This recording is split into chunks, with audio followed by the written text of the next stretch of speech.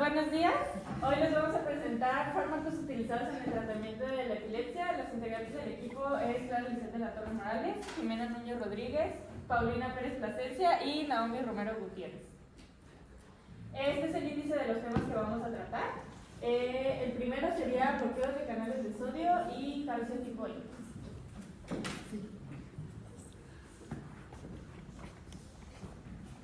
Yo les voy a presentar el primer tema, pero pues antes que eso nada más les voy a dar una pequeña introducción de lo que es la epilepsia. Nada más les voy a dar la definición, más adelante mi compañera ya les va a explicar mejor. En este caso pues es una enfermedad crónica del sistema nervioso central caracterizada por crisis epilépticas recurrentes debido a la actividad eléctrica anormal en el cerebro. Ahora sí, seguimos con qué son los canales de sodio y calcio. Los canales de sodio, como aquí dice, participan en la generación y propagación del potencial de acción neuronal, y los canales de calcio tipo L permiten la entrada de calcio a la célula, que es esencial para la liberación de neurotransmisores. Los canales de sodio, les puse una imagen como referencia. La estructura que estos tienen es que tiene una subunidad alfa con 4 dominios y cada uno con 6 segmentos, que son los siguientes. Estos son segmentos transmembrana. El S4 es el sensor de voltaje, y el S5 y el S6 son los que forman el poro conductor del sodio. La función de esto es que permite el paso de los iones sodio en la despolarización, y es aquí donde se lleva a cabo la fase del potencial de acción. Igual esa fase se llama la despolarización, y como aquí también les puse una imagen de referencia, es el paso de los iones sodio por el canal. Es cuando está activo realmente en esta imagen. Sabiendo esto, pues la actividad neuronal excesiva, los potenciales de acción anormales y sincronizados son los que causan la crisis epiléptica. Y el mecanismo de acción de los fármacos antiepilépticos es que estos se unen a los canales de sodio, previenen su reapertura rápida, prolongando el periodo refractorio, y disminuyen la excitabilidad neuronal y la propagación de descargas anormales. Igual les puse también una imagen de referencia. En este caso serían estos que pues básicamente previenen que se vuelva a abrir el canal. O sea, es un proceso reversible, no es permanente, solamente es un fragmento de tiempo.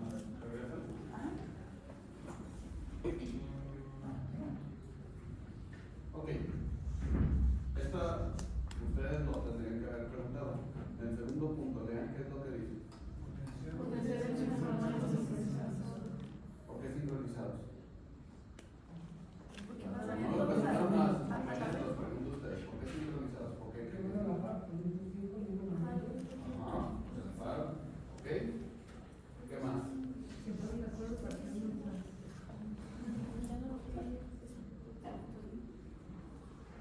¿No?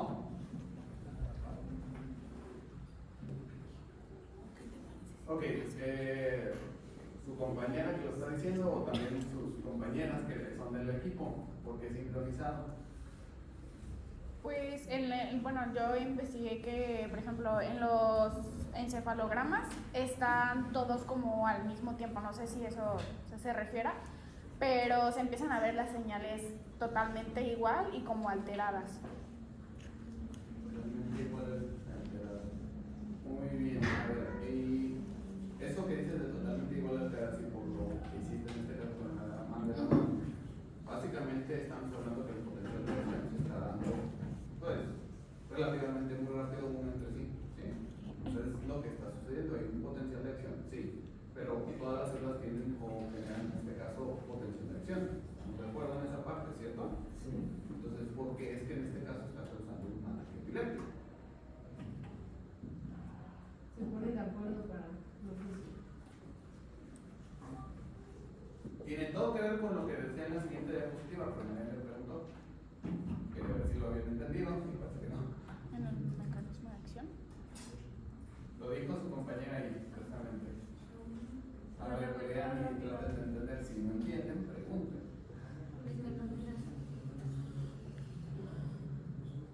Recuerda que está viendo el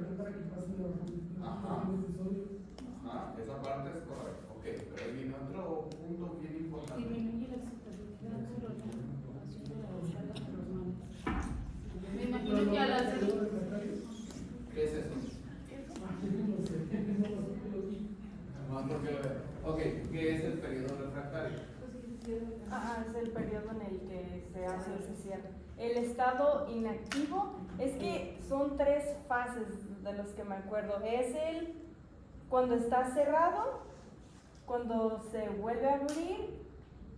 Es que hay uno también de reposo, no me acuerdo el orden. Hay uno en reposo que no está completamente cerrado y luego se vuelve a activar. Lo único que hace es que, como quien dice, prolonga el periodo refractorio, o sea, nada más. Sí es reversible en este caso. Ok. Traten de, generalmente, cuando expliquen un concepto o una palabra, no utilizar la misma palabra para explicarlo, porque pues, pierde sentido en este caso. Para todos, busquen qué es periodo refractario o refractario. Para que entiendan precisamente ese concepto. Búsquenlo, ¿qué es? Ahorita, no para la tarea, no nada. Búsquenlo para que entiendan esa parte, porque eso es precisamente lo crucial, entender cómo es que se le da la epiléptica. Dice que es un intervalo de tiempo Pues, de un no pasa nada. estímulo.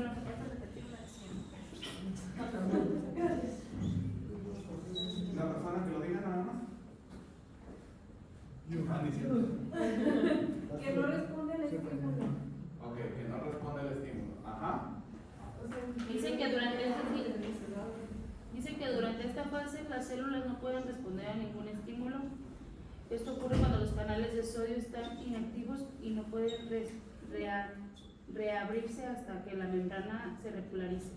Ok. Esto, digamos, en cuanto al potencial de acción que causaría, para que no se esté dando, estamos de acuerdo en eso, ¿cierto? Sí. Si no se está dando ese potencial de acción, precisamente para evitar que se dé este ataque epiléptico. ¿Sí? Por eso les digo, esta es la parte donde precisamente nos indica, una, cómo se da el ataque epiléptico, y dos, lo que están haciendo los fármacos para evitar que se dé este ataque o esta epilepsia. ¿Sí? Y por prolongar, no habla como de que tarde más en dar el ataque, o por prolongación. Es que el problema del ataque epiléptico, como lo decía ahí, es una activación sincronizada del potencial de acción. Básicamente, como lo decía su compañera en el encefalograma, vamos a estar viendo que el potencial de acción va a estar migrando de un punto a otro sumamente rápido. Eso hace el ataque epiléptico. Al momento de que se administran estos fármacos, no va a poder estar haciendo este rebote entre un punto y otro. Va a, ok, realizó el potencial de acción, revisa el potencial de acción, se acaba y el periodo refractario va a durar bastante, lo suficiente como para que en este caso haya una normalización en la polarización de la célula. Entonces no va a estar haciendo ese pico, no se van a mostrar esos síntomas. A lo mejor sí va a tener todavía una cierta, digamos, un cierto potencial constante, pero como aumenta el periodo refractario, no va a poderse dar ese ataque convulsivo que estamos pensando o viendo con esto. ¿Sí? Yo encontré que había 2 tipos de periodo refractario, absoluto y relativo. ¿Qué diferencia hay? En el caso del absoluto, ok, el periodo absoluto, ahí viene precisamente la duración, ¿sí? Básicamente va a ser, en este caso, duración. Absoluto lo va a tomar como un periodo de descanso bastante largo y relativo va a ir en espacios más cortos, en simples palabras, ¿sí? Y ahora sí, como dije, los voy a interrumpir. Que los interrumpa no necesariamente implica que están haciendo las cosas mal, sino que quiero que ciertas cosas queden claras porque son importantes para lo que viene. Y si no lo preguntan los que están sentados, también es cosa de los que están sentados, no nada más de sus compañeros o compañeros que están exponiendo. ¿Sí? Entonces, adelante. El tratamiento y efecto, en este caso sería la fenidoína, la carbamazepina y la morfina. El efecto que tiene es que reduce la propagación de descargas neuronales anormales. Ahora siguen los canales de calcio tipo L. Estos regulan la entrada de calcio para la liberación de neurotransmisores y modulan la excitabilidad neuronal. En este caso, si no saben qué significa, es pues de lo que se encargan los impulsos eléctricos. O sea, el cerebro lo que capta son las señales. Entonces,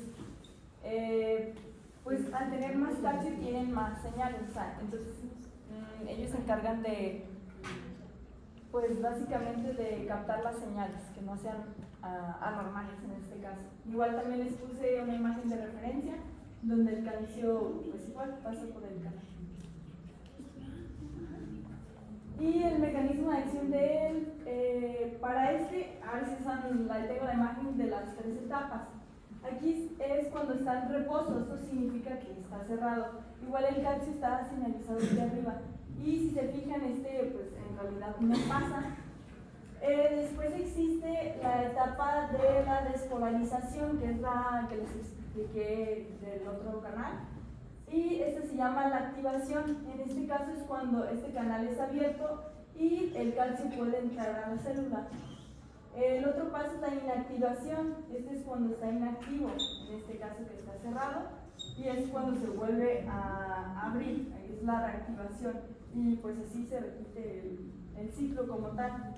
Pero eso es lo que no permite el fármaco, es que reduce la entrada de calcio en la célula, que en este caso viene siendo este paso, y disminuye la concentración intracelular del calcio y se reduce la liberación de neurotransmisores excitatorios.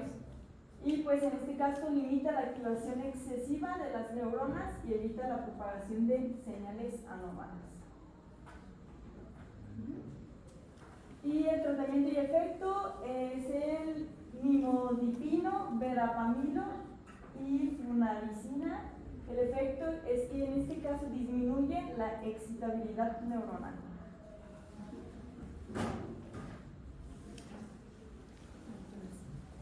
Bueno, a mí me tocó el bloqueo de corrientes de calcio del umbral bajo, que es el tipo T. Este está relacionado con el sodio y el calcio y todo lo que tenga que ver con los canales, que ya había comentado mi compañera Pau. Pues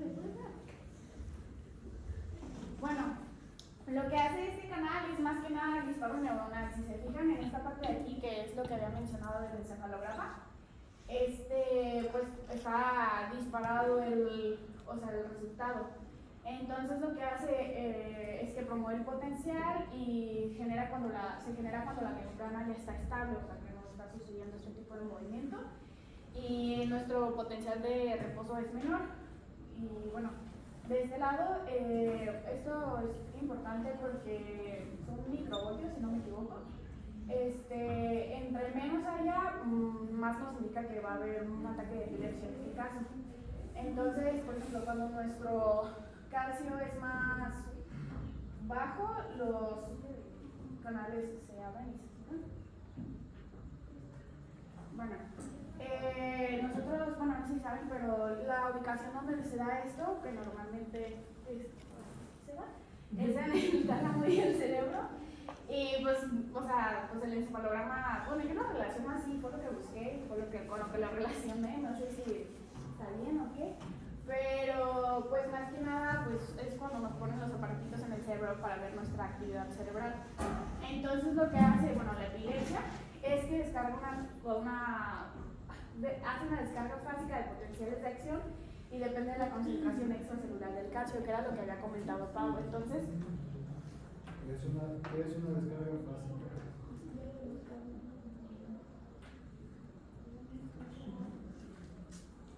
¿Qué se me olvidó? Es la descarga que se da entre las células, o sea, eléctricamente es la descarga que se da entre cada una, lo que lo genera la epilepsia. ¿Sí? Entonces, esto depende de la... Un comentario para todos. Cuando sea, por ejemplo, fármacos en este caso se los engloba o adjunta en cuanto a un tipo de enfermedad, idealmente se tiene que explicar primero este tipo de enfermedad para que quede más claro, precisamente lo que estábamos mencionando anteriormente, o el mecanismo general en el que se da dicha situación. ¿Sí? Lo hicieron. ¿Quieren que lo diga ahorita? Lo puedo decir ahorita. Lo tenías. Pero hasta cuando yo. Es lo que sí se los comenté y me dijeron, sí lo podemos. Por eso se me hizo raro que no lo tuvieran, entonces lo tienen desordenado. Es que sí lo teníamos, nada más que como ella lo quería complementar con su tema, ella dijo, yo lo expongo, pero para yo también tomar de ahí para explicar mi medicamento.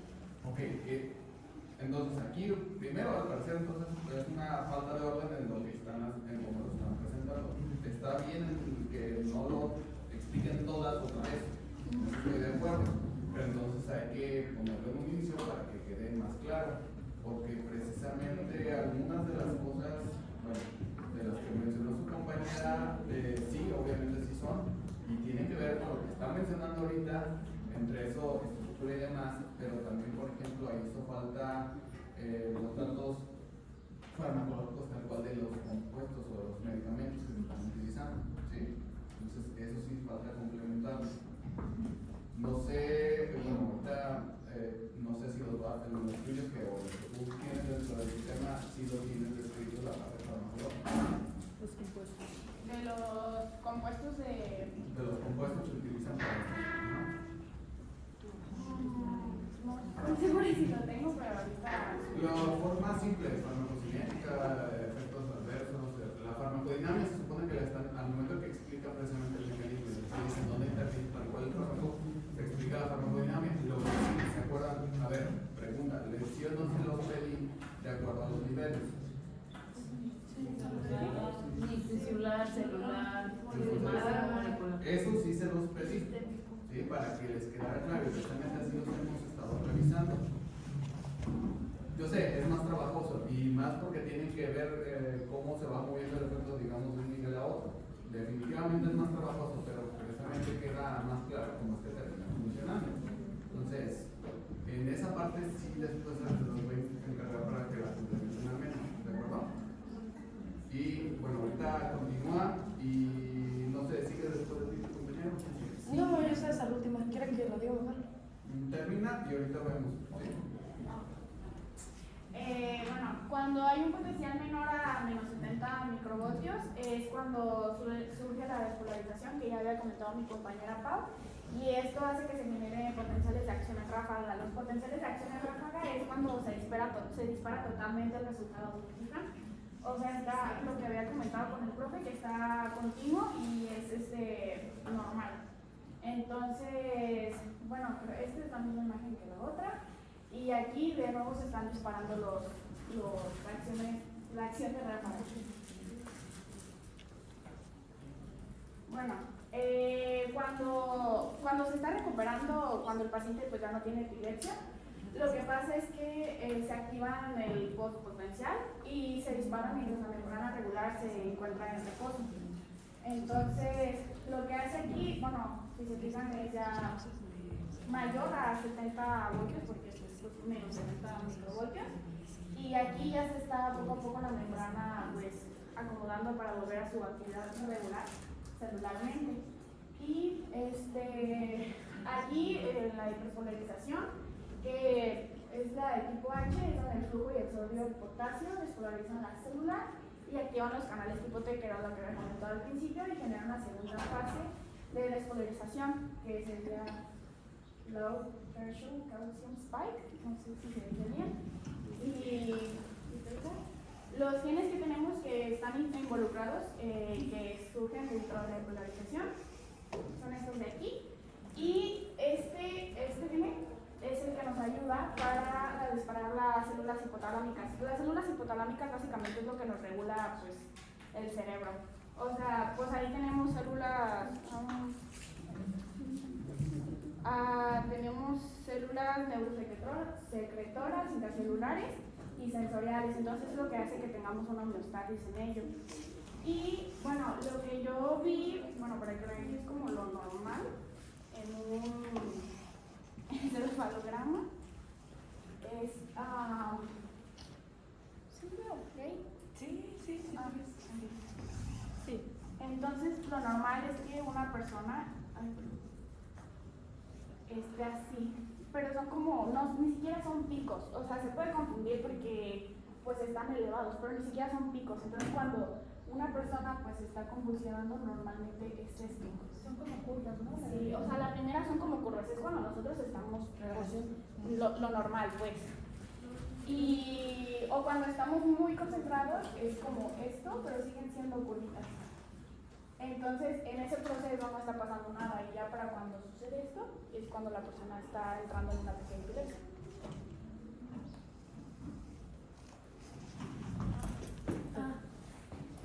Bueno, les voy a explicar un poco de la epilepsia. La epilepsia.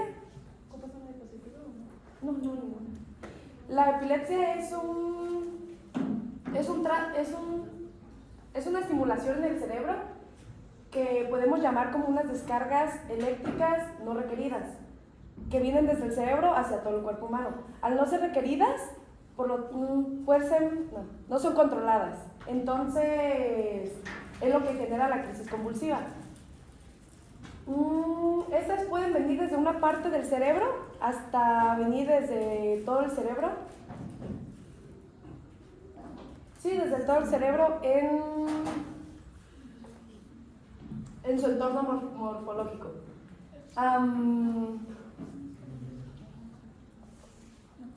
En su entorno morfológico. Algunas de sus causas pueden ser algún golpe en la cabeza, enfermedades hereditarias, no recuerdo, creo que lo tengo en mi imagen.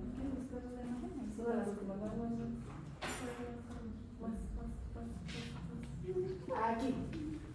Lesiones, isquemia, infecciones, herencia, como les había dicho, contusión y tumores.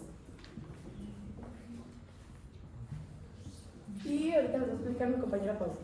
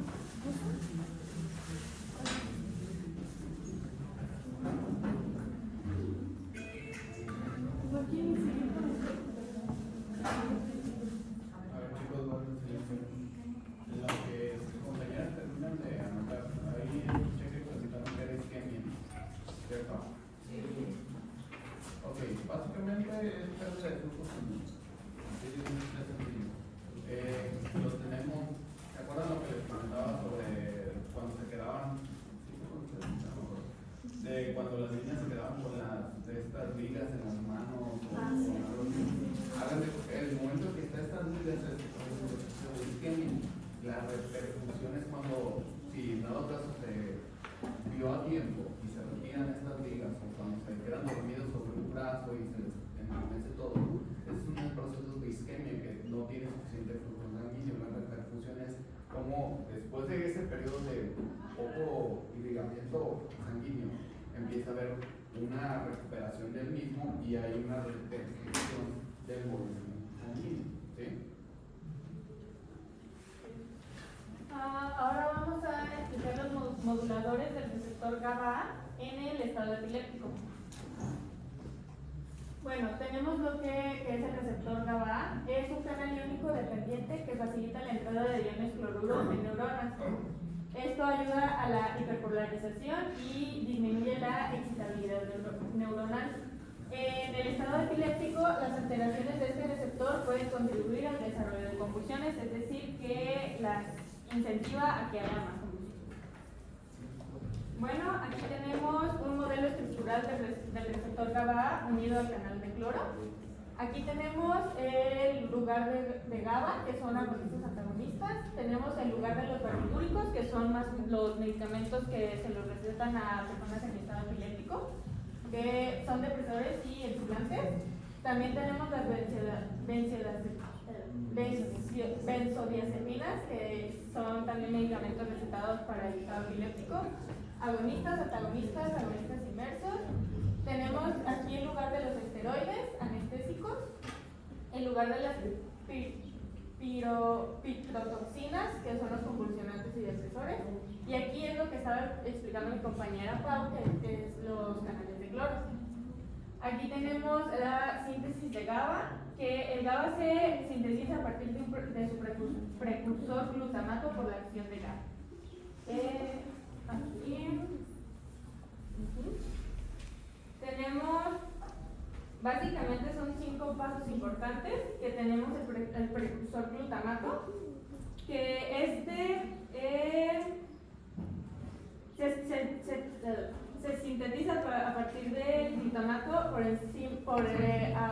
por medio de la enzima glutamato descarboxilasa. La glutamina, esta de aquí arriba, que se produce en las células gliales astrocitos, es transportada a las neuronas presinápticas, donde se convierte en glutamato. Tenemos el almacenamiento en vesículas de GABA, que el GABA sintetiza, que es almacenado en vesículas sinápticas mediante transportadores vesiculares. Tenemos la liberación y acción durante la transmisión sináptica. El GABA es liberado al espacio sináptico y se une a receptores postsinápticos como GABA, generando efectos inhibitorios. Y aquí tenemos la recapacitación. El GABA liberado es recapacitado por los transportadores específicos por ser reutilizado o degradado. Aquí tenemos los medicamentos más utilizados en estados epilépticos, que son las benzodiazepinas y los barbitúricos. Las benzodiazepinas actúan como moduladores positivos del receptor GABA-A, aumentando la frecuencia de apertura del canal iónico y facilitando la entrada de iones. Es decir, que ayudan que el canal de cloro se abra más y pase más iones de cloro. Que esto ayuda a que inhiba la actividad neuronal. En los barbitúricos también actúan sobre los receptores GABA, pero su efecto es más prolongado y puede ser más potente, es decir, que son más fuertes que las benzodiazepinas. Pero su uso a largo plazo puede generar tolerancia y efectos secundarios. Tenemos los moduladores antagonistas, que en este caso es la pricotoxina, que bloquea el sitio de la unión de GABA y reduce la inhibición neuronal. Tenemos fármacos que aumentan la disponibilidad de GABA, que hace que sea más accesible, como la tiagabina, que inhibe la recaptación de GABA, aumenta su concentración en la sinapsis y potencia la inhibición neuronal. Aquí tenemos los anestésicos intravenosos, que son los barbitúricos, propofol, etomidato, ketamina, y los anestésicos inhalatorios. Aquí son los canales de potasio, los cuales se unen al GABA para el estado epiléptico y tenemos por así decirlo, como su potencia. Por ejemplo, tenemos los barbitúricos, el propofol, el etomidato. Esos son los intravenosos. Los inhalatorios, que es el isoflurano, sevoflurano y desflurano, tienen una potenciación mayor. La potenciación menor es el óxido nitroso y la ketamina.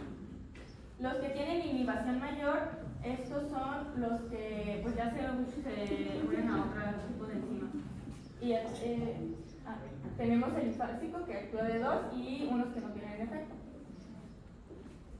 Tenemos el mecanismo de acción. En una activación normal, el GABA se une al receptor GABA-A, abriendo el canal de cloruro y disminuyendo la probabilidad de que la neurona se dispare en un potencial de acción. Y tenemos las alteraciones en epilepsia, que son mutaciones genéticas de estos receptores que reducen la sensibilidad de GABA, lo cual disminuye su inhibición neuronal y facilita la actividad epiléptica. Aquí tenemos el mecanismo de acción de los fármacos, que tenemos estos tipos de fármacos, que son los moduladores alostéricos positivos, los negativos, los fármacos que aumentan los niveles sinápticos de GABA y fármacos con mecanismos mixtos. Los ejemplos que tenemos son benzodiazepinas, barbitúricos, sortidem, flumazenil, vigabatrina y tigabatina, valproato y topiramato. En los moduladores alostéricos positivos, estos incrementan la actividad del receptor de GABA al potenciar los efectos de GABA. En estos son los que dicen, es esto, pero, o sea, al revés, aquí lo incrementan y aquí lo disminuyen. Los que aumentan los niveles sinápticos de GABA no actúan directamente sobre el receptor, pero incrementan la disponibilidad de GABA. Es decir, que no actúan sobre GABA A, pero sí aumentan a GABA potenciando su efecto. Y los mecanismos mixtos modulan indirectamente los receptores de GABA como parte de su mecanismo. No sé si eso era a lo que se refería cuando hablaba. Yo lo expresé en GABA A, no sé si lo quería en general o... Ok, ya lo dijiste en general, ¿vale? Lo que se vería en ese sería de algún específico. Digamos, ya lo mencionaste en diferentes mecanismos, ¿cierto? Ok, elige uno de estos y describirlo tal cual a través de los niveles, ¿sí? El que hice fue, creo que, el de los moduladores alostéricos positivos porque me salían ejemplos de las benzodiazepinas. Tenemos a nivel sistémico, tisular, celular y molecular. Al sistémico, estos reducen la propagación de descargas eléctricas, lo cual como efectos secundarios se puede presentar fatiga, mareos, depresión respiratoria en altas dosis, o sea, cuando consumes mucho, o especialmente con barbitúricos como el fenobarbital.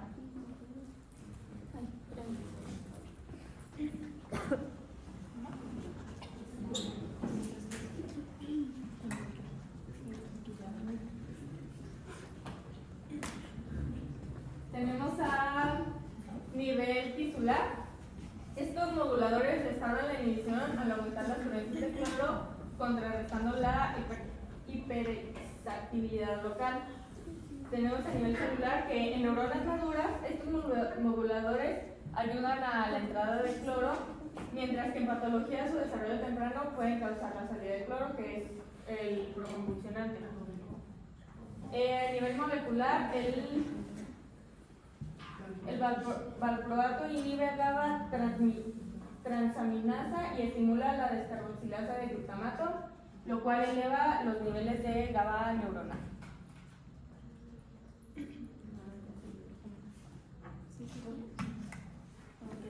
Igual les voy a explicar en pocas palabras un esquema más fácil de la epilepsia. Pues en este caso la actividad eléctrica, las crisis epilépticas anormales. Esto lo que provoca es la despolarización excesiva. En este caso es cuando mandan señales pues, anormales en este caso. Y la hipersincronía, lo que pues, ya habían dicho, es la sincronización de las neuronas. Eso lo que provoca es una carga excesiva y por eso es que cuando se sincronizan muchas es lo que ocasiona. Y de ahí sigue la propagación de descargas, en este caso es del glutamato y el GABA. Esos son dos neurotransmisores, nada más que estos son opuestos. Este provoca los excesos de alteraciones neurotransmisores y este los disminuye, o sea, es como el balance de las dos. Entonces lo que pasa es que cuando existe una alteración, pues es por eso que se afecta todo y es cuando causa las crisis epilépticas. En pocas palabras. Eso, anótenlo. Lo escribí medio feo, pero igual después se lo pongo a hacer en vivo. Y para ustedes, chicas, eso, cuando entreguen lo de su... ¿Lo agregamos? Agréguenlo, pero agréguenlo con las imágenes y, por ejemplo, yo con el despolarización excesiva. ¿Qué causa la despolarización? Ok. Químicamente hablando, ¿sí? Sí. Ok. No leí el título. Pero, Pues no sé si lo quieren anotar o que le den un nombre. O igual después se lo paso limpio también para que no lo anoten así. Mecanismos de acción múltiples de ácido valproico y la motripina. Una característica muy importante de estos medicamentos es que ambos actúan directamente sobre el sistema nervioso central y pues ambos medicamentos nos ayudan a evitar este tipo de descargas eléctricas en el cuerpo. Aquí tenemos esta imagen que nos representa el mecanismo de acción de esos medicamentos. Primero que nada necesitamos para que el cerebro mande o reciba órdenes, que el cuerpo reciba órdenes del cerebro, necesitamos la comunicación entre sus neuronas. En este caso tenemos la presináptica y la postsináptica.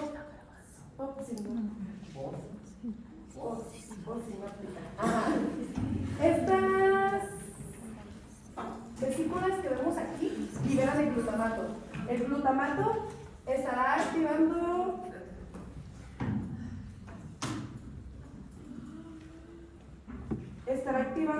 las vesículas que son la NMDA y la AMPA.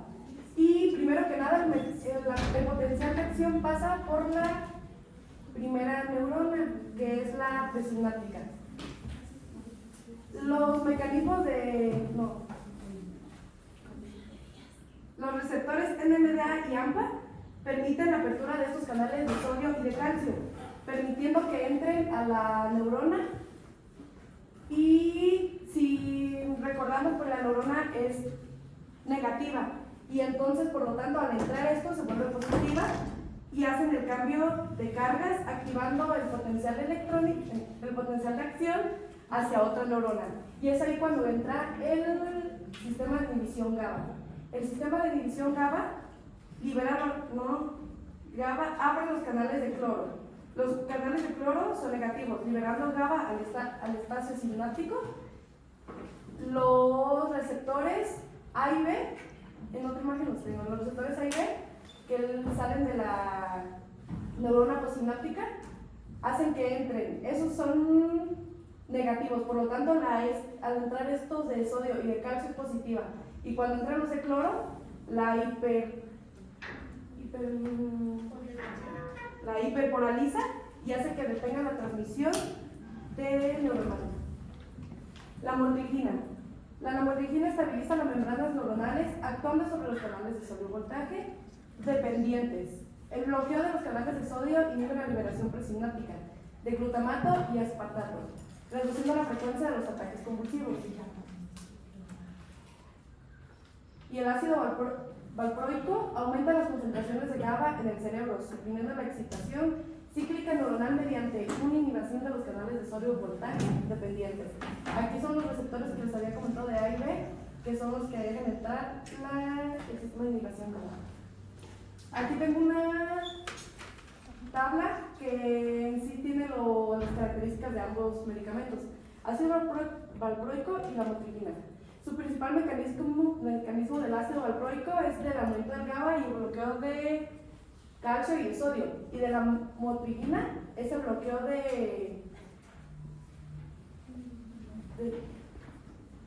el aumento del glutamato. ¿Y el bloqueo de qué? De sodio. Sí, de iones sodio. El efecto del GABA, aumenta y esta no la disminuye ni la aumenta, solamente no lo afecta. En efecto, el glutamato disminuye la liberación y en este también disminuye la liberación. En usos clínicos se usa para la epilepsia, bipolaridad y la migraña, y la lamotrigina solamente para la epilepsia y la bipolaridad. En efectos adversos principales tenemos la hepatotoxicidad,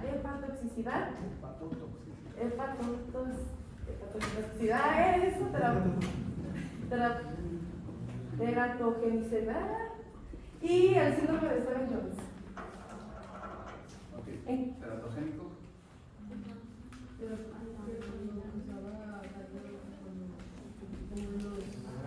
Pudiera causar los teratomas. Es decir, los crecimientos anómalos de células en diferentes áreas. ¿Sí? En conclusión, los antiepilépticos no curan, sino la controlan. Son fármacos de uso crónico, con su objetivo es lograr la dominación de crisis convulsiva con la menor cantidad de medicamentos posibles. Ambos fármacos tienen efectos anticonvulsivos y estabilizadores de ánimo, pero con diferentes mecanismos de acción.